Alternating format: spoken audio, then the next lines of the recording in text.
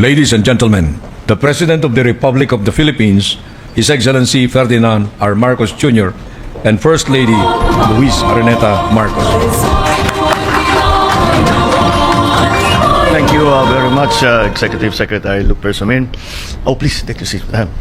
Members of the Cabinet, and of course our proverbial host, Pasay City Lone District Representative Antonino Calixto, Pasay City Mayor Imelda Calixto Rubiano, the AFP Chief of Staff, General Romy Browner, and the Major Service Commanders, Philippine Coast Guard Commandant, Admiral Gil Gavan, Philippine National Police, Police Chief Lieutenant General Jose Melencio Nartates, and of course, First Lady Luis Araneta Marcos, fellow workers in government, ladies and gentlemen, good afternoon.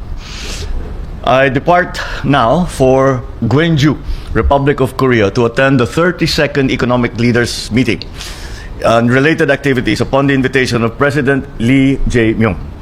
We must recognize the immense economic gravity of the APEC region. It accounts for nearly 46% of global trade in goods and commercial services and generates roughly 61% of the total global GDP. This means that the growth and stability of this region are directly tied to the opportunities and welfare of all Filipinos. So given these high stakes, this gathering is imperative. We convene at a critical juncture defined by evolving geopolitical landscapes, supply chain disruptions, threats of climate change, and the urgent need for equitable and inclusive growth. The ROK's theme for APEC this year is Building a Sustainable Tomorrow, Connect, Innovate, Prosper. That is strategically aligned with our own national development agenda. So we are committed to aggressively ramping up physical and digital connectivity, accelerating digital transformation for competitiveness, and ensuring stable and equitable prosperity for all Filipinos.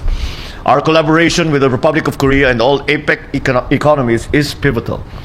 We will forge deeper ties around our shared goals and objectives, including fostering AI-driven innovation, enhancing cultural and creative industries, and proactively addressing demographic challenges.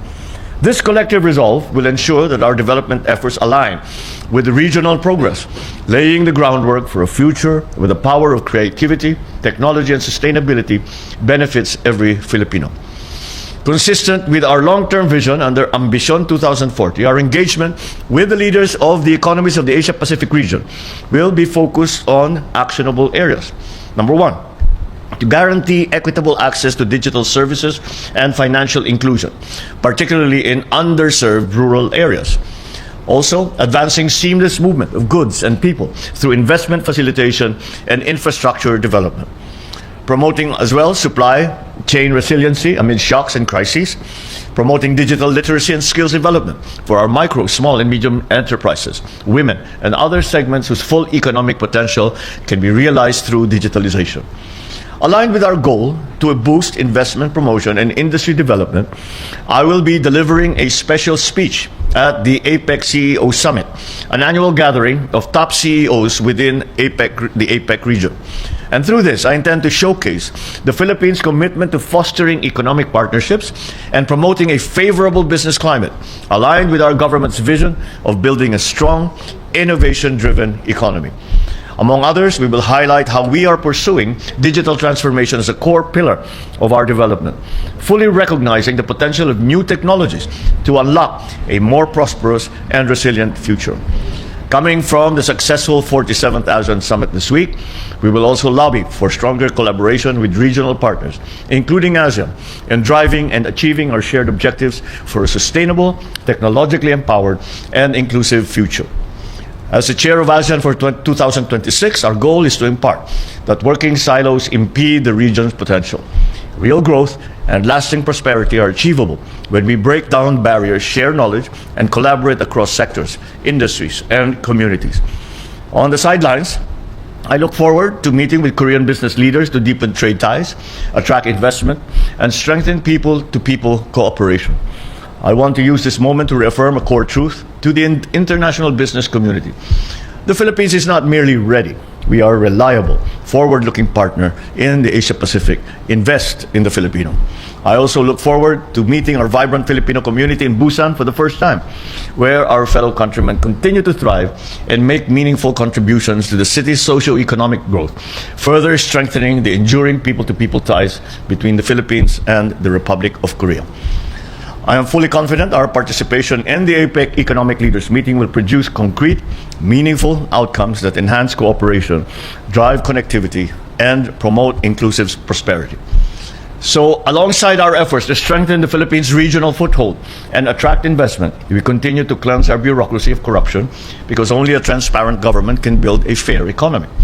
Last October 25, this administration renewed a promise that guides all our actions: to guard every peso entrusted to us and return it to our people in the form of progress they can see and that they can feel. When funds are protected and spent to discipline, prices ease, opportunities grow, and communities thrive.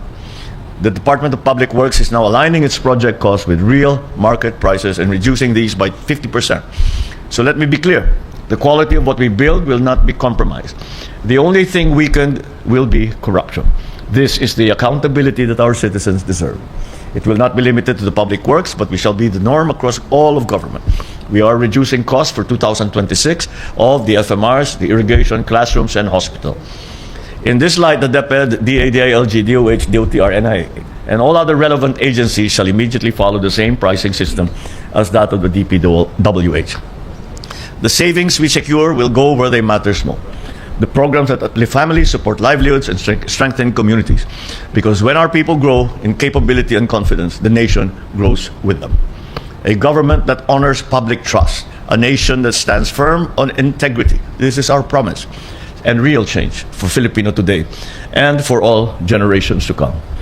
But before I end, it is impossible to talk about this APEC meeting without referencing, as we are here today, right now, at this moment, the meeting between President Trump and President Xi that they are presently holding. And the results of those meetings will color and influence everything that we will be doing in the APEC meeting. It is the world is watching, because this is the source of the largest shock that has entered into the world trade system. And we have to see what the agreements will be coming out of these meetings between President Xi and President Trump. Those will certainly color everything that we will be talking about in this APEC, because the agreements or the arrangements that are made between two of the largest economies in the world will certainly affect every single citizen of the world. And so that makes this APEC meeting a much different meeting from all the others that we have attended, because on the sidelines are the decisions being made on how trade is going to be conducted, certainly at least between the two largest economies in the world, but with a ripple effect for entire global economy. And so that is what we are looking out for.